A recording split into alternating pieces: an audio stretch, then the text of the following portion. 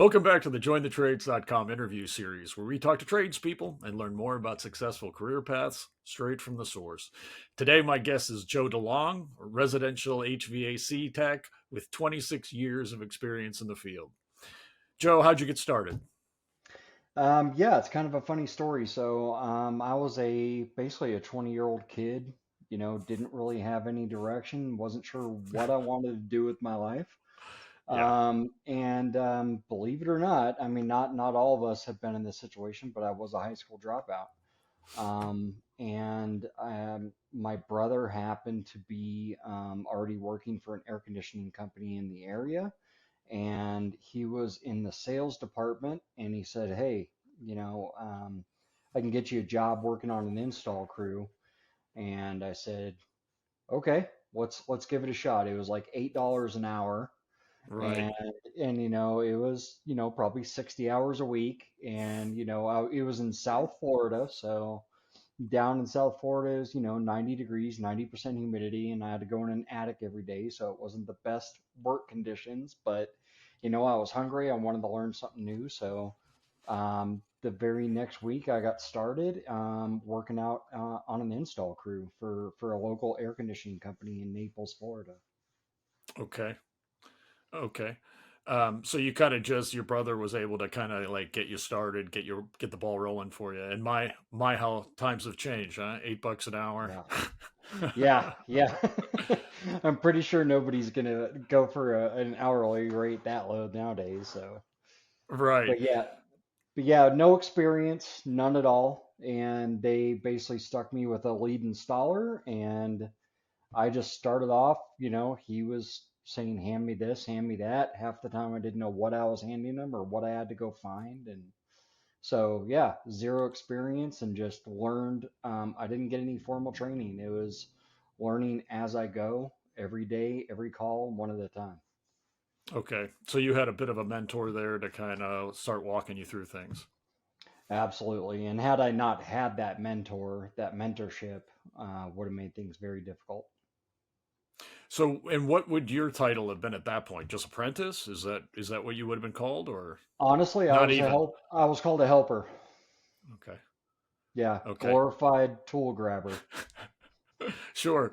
So Yep. walk us through then the steps of your career, the progression of your careers from that point to now. Yeah, I started off as a helper, and I started getting better and better at what my lead installer needed me to do and what my job was. Eventually, I worked myself into my own lead install crew, so I actually eventually had my own work van, had my own helper, and I was out doing my own jobs. I started out doing nothing but duct change outs underneath mobile homes and up in attics. And then I graduated into installing my own equipment after I got EPA certified. And then after that point, I kind of worked my way into the service department. So after doing installs for probably 3 to 5 years, I kind of slowly started running some service calls out in the field, troubleshooting older equipment, to a point where eventually I was running service calls at night and doing installs during the day. So it was a lot of hours at that first company.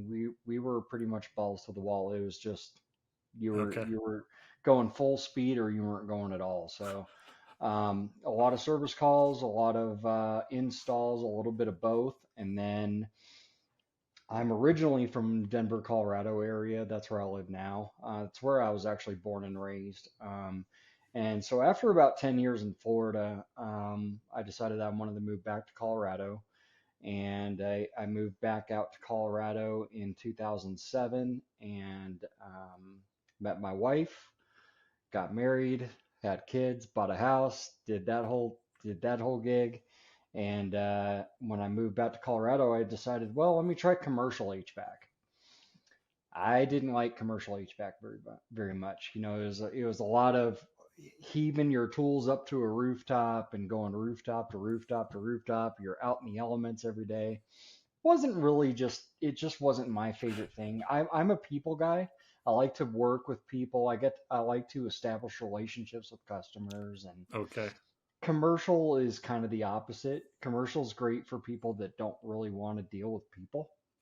So, hey, to each their own. Commercial guys don't like residential. Residential guys usually don't like commercial. But so I did commercial industrial for about 3 years when I moved back to Colorado in 2007. And then about 2009, 2010, I got back into the residential part of the industry here in the Denver market. And um, after that, I was pretty much straight, nothing but HVAC service and sales. So I wasn't doing any installs anymore after I got back into Colorado. So strictly service. I also did residential sales. So I was doing heat load calculations, selling equipment.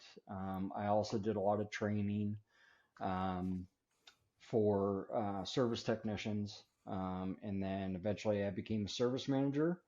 And then in 2014, I actually went and got my National Standard Master Mechanical License. Okay. Technically a licensed contractor. Um, it was actually a company here in the Denver market that they were leasing a license from a person that had passed away, and they wanted me to be the license holder for their company because the owner was actually a plumber by trade. He was not HVAC. So he actually paid for me to go get my license. And so I still hold that license still today. So I went from service manager to licensed contractor. I was a service manager before I got hired on at Nexstar Network. And the company I work at now, what we do is we do business coaching, marketing coaching. Our basically our mission and our vision is to get the world's best tradespeople and turn them into the world's best business people.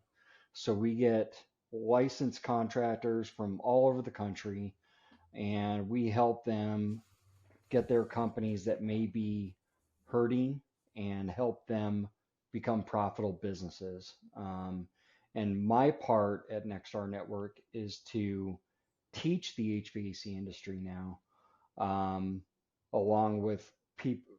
So teach it to people that have zero to little experience, and then also teach technicians and locate those skills gaps that they may have so we can develop them into even better technicians. So the last 4 years I've been spending teaching the industry. Okay. Sorry, that's a That's lot of information at once. No, that's exactly what we wanted to know. We're always interested, partly in what progression there may be from the very beginning to where someone ended up in the long run.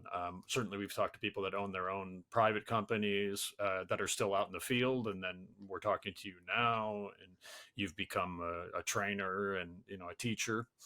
So it's always fascinating.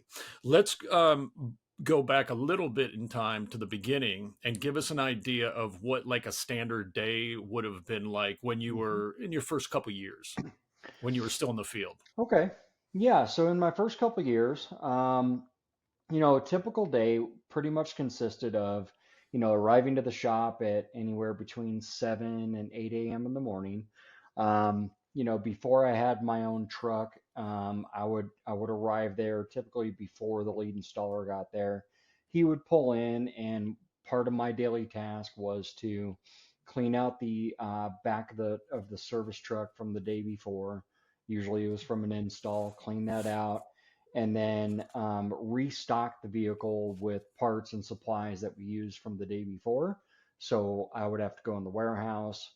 Um, I'd have a list of what we used from the day before. My job was to get that truck restocked and get everything ready for the next day. And this is when I was just a helper. So, Right. right off the bat, he was giving me lists of things to do. I had to know my way around the shop, know the different people that are at the company as far as like warehouse staff and all Sure. that, and kind of get to know, okay, this is what this part is, this is what this part is. A lot of it was just touch and feel and look and learn. And I did a lot of self learning because I didn't have any formal education. So at night, I was also looking stuff up in books. I was going to the library, because in the late 90s, I didn't have Google. Of course. So, um, so on a day like that, it was pretty much get the truck ready for the day, get out, and then I would be in the field with him during the day, and then at night we'd come home and start again the next day. Now, when I was in a truck on my own, it was a lot more managing that and making sure that I had what I needed. Even though I was asking my helper to do that, the buck stopped at me. Right. So, but that was also kind of cool for a young person to have that responsibility and have that trust from that company you're working at, to Yeah. have that level of trust where they're like, okay, here's a $30,000 truck, here's $100,000 worth of equipment on that truck, here's the keys, go make us money. I Yeah. might be exaggerating a little bit on money there, but it's a level of trust that you're given that kind of it's very empowering to a young adult. Oh, absolutely. So you mentioned the way things have changed since that point. Obviously, with phones now, with YouTube, information is so much more readily accessible. We're not using the Dewey Decimal System anymore, which, of course, Right. I used this when I was younger. What are some of the other changes that you've seen over time? What I've seen over time a lot, especially in the HVAC industry, is changes. Well, changes from everything. Like you said it right there with, Dewey Decimal System to libraries to I was using a map book. I didn't Okay. have, to find my way from one call to another. You had to go to page Right. 35 and look on the map grid for P5 and find your street. So, Yeah. there was no GPS, there was none of that. So, technology has actually made the trade so much more fun. And I Cool. say that because now I'm out there and I travel all over the country to different shops in different states across the country training technicians. And now I have this arsenal on my phone, on my iPad of Bluetooth tools that I'm able to connect on a piece of equipment, and I get data live streamed to my device immediately. Wow. And these devices and these apps literally help you in the diagnosis of a system. So you'll get red flags, you'll get yellow flags, you'll get all these different points of data. So it's a matter That's of cool. teaching the industry in kind of the way that I learned, what I call it the analog way, and move it into the digital age to where we can not be scared of the new technology, but embrace it Yeah, because that's it's interesting. So you have, and allow me to interject. I apologize, yeah, no, it's but fine. you would connect some of your tools up to an actual app, and you said you would get a flag that would say, "Oh, hey, this reading is telling us that we've got a problem with whatever compression system or something." Is that correct? hmm That is correct. So I have like a Testo Smart Probe kit that includes pressure probes that I could put directly on the air conditioner. I have the temperature probes. I have hydrometers that measure the humidity, the temperature, um, wet bulb, dry bulb temperature, all that, and it all comes up onto an app. And so I could plug all this into a piece of equipment and have all the data that I could possibly need right at my fingertips. Oh, that's cool. And so That's it's everything is just instantaneous nowadays with technology. the on another level, while we're speaking of technology, more and more lately, as I've been talking to different young people and talking to other people in the trades in general, we're starting to hear more and more about AI and chat GBT. From my understanding, but you could be helpful with this because you're a teacher. Uh, Luckily, the trades are one of the very few fields in general that should not be horribly affected by this. It seems to be more of a technical online um, issue than people that are actually going out and actually doing the work physically. Does that sound correct? Could you clarify what you mean as far as AI? Well, just more the idea. So there's a system out that's called Chat GBT that I've heard Hmm. younger people talking about more often, which they're talking about replacing careers. They're talking about replacing Oh, jobs. okay. Now, from my understanding, the jobs that are more likely to be replaced by that are jobs in journalism per se, jobs that are online, possibly coding jobs, and the jobs that seem the most secure are actually field technicians, people that actually have to go out there. We're not at the point basically where a robot's going to go fulfill that job. Okay, yeah, I definitely understand what you're saying now. Yeah, so I would say absolutely 150% these tradesmen are set. That is definitely not something they have to worry about. At least for the foreseeable future, in my opinion, Sure. especially when we come to residential HVAC, because the human factor in that you simply just can't take away. There's certain things about the trade where, and the company that I work for, we focus very heavily on soft skills too. So we help our member companies get technicians and hire technicians that they hire them based on personality and how well they communicate with people. And then, if they're good people, we teach them the skill and then we refine the soft skills because there is that person to person interaction that no AI is going to be able to replace. Sure. You know what I mean? So when I go to Mrs. Smith's home and she's a retired old lady, and she's been having me out to her house every season to have her air conditioner checked out. She's having that establishing that relationship with that person builds a level of trust, and then that customer not only is buying from the company, they're buying from that technician, and a Right. computer just simply can't do that. And a lot of what companies are trying to develop, especially with the way our economy has been, is relationships are huge. Establishing relationships and having those relationships with your customers is absolute key to maintaining good rapport and um, good customers. Yeah, on some level I suppose that means more consistent work, right? Absolutely. And good quality work.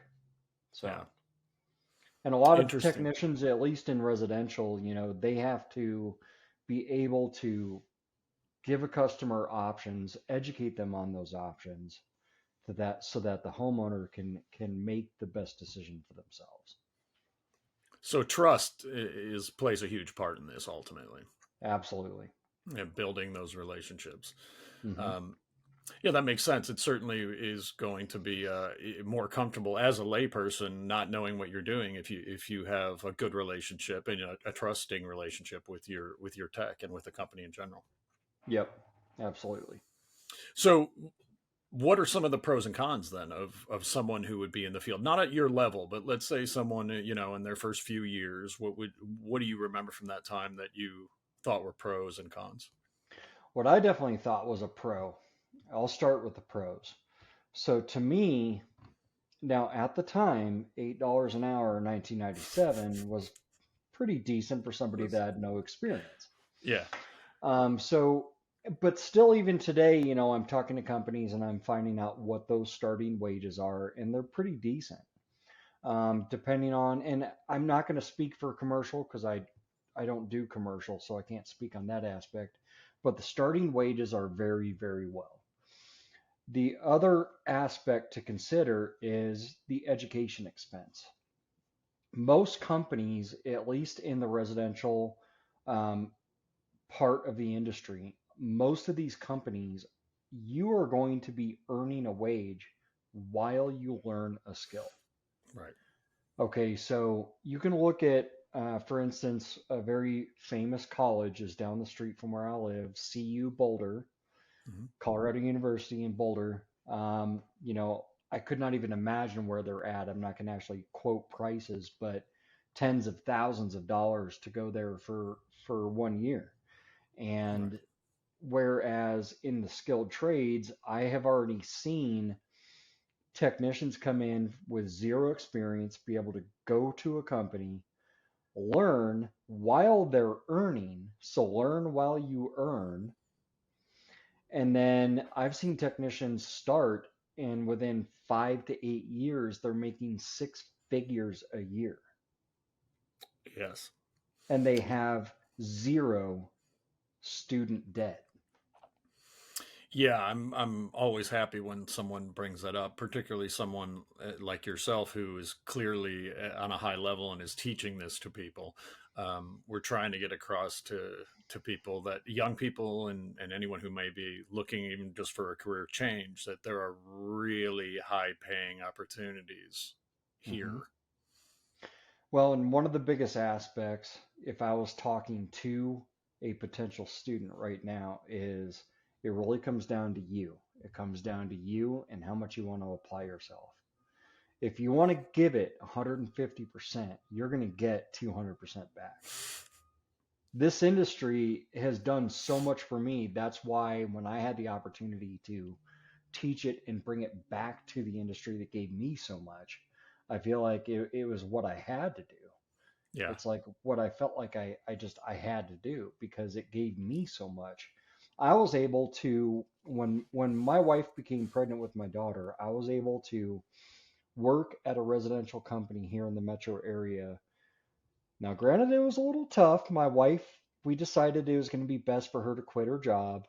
When she got further along in the pregnancy, she had our daughter, and then she was able to stay home and help raise my daughter until we were at a point where we could put my daughter in daycare. sure. But I was able to have a stay-at-home wife with my kids, and I was able to support the family and buy a house in roughly 2009, 2010. And I was able to do that working in residential HVAC. Yeah, I'm glad you bring that up as well, because you hear that more and more often from younger people. Hey, how am I going to be able to buy a home at this point? It's difficult. Obviously, the real estate market, has changed over the years.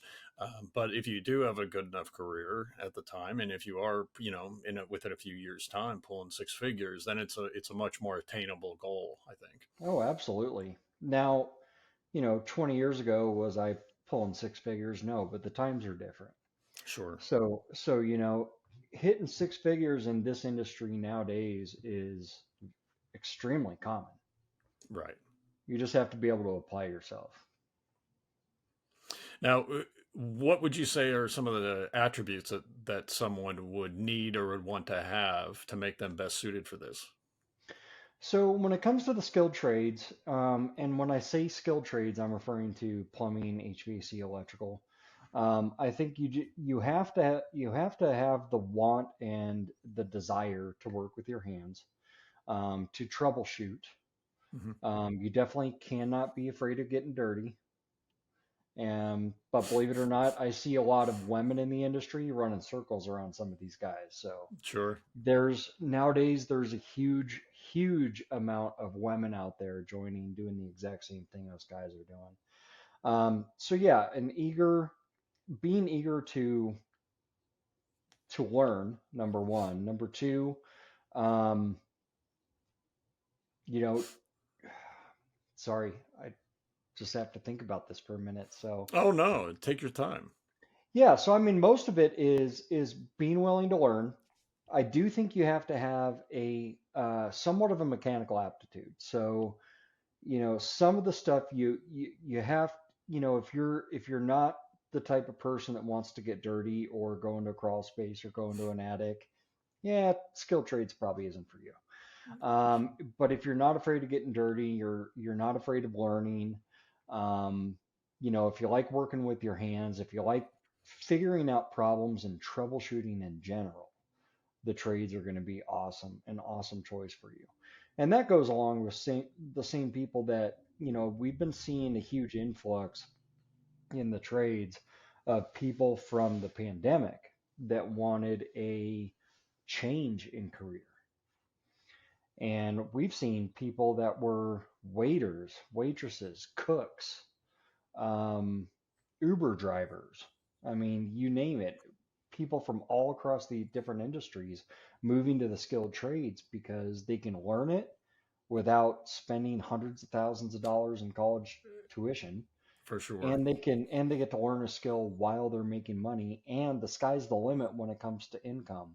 And when I say the sky's the limit, is you can go anywhere from starting out as a helper like I did to being a successful business owner. Right. The sky is the limit. It just depends on how much you want to put into it. Right. Yeah, these are things that we're excited to have someone point out, especially someone like yourself who actually teaches us and has been in the field for so long. Um, is there anything else that you'd like to add? Um, Not that I could think. If you like to work with your hands, you like to learn, you're willing to learn something new and be patient with it, the trades are where it's at. Absolutely. We also work with a nonprofit part of our organization called Explore the Trades. So if anybody wants to go to explorethetrades.org, that's another place that if you're just kind of on the fence and you want to learn a little bit more about the trades, we have a really good website there they can go to learn a little bit more. That's awesome, Joe. Thanks so much for imparting some of your information. If someone wanted to reach out to you, how would they go about that? Or for instance, to the company? Yeah, so I work for Nexstar Network. They can actually reach out to nextstarnetwork.com, or they can go to nextechacademy.com if they want to learn more about the academy that I helped build. It's called Next Tech Academy. The academy is through our Nexstar Network members, so you do have to be a member of Nexstar Network in order to go on the academy. Okay. But I guarantee in your area, we probably have multiple companies that are already part of our organization uh, in your area. So, That's great. So if someone was out there right now and they're going, the heat's on, I'm ready to roll, what would you mhm. suggest is the best way to get started? I would I would probably have them go to explorethetrades.org, Okay. and they can actually look in their area. They can also go on nextstarjobs.com. I think that's the website. It's Nextstar Jobs. And you can actually search in your area and you can actually look for local companies in your area that are hiring.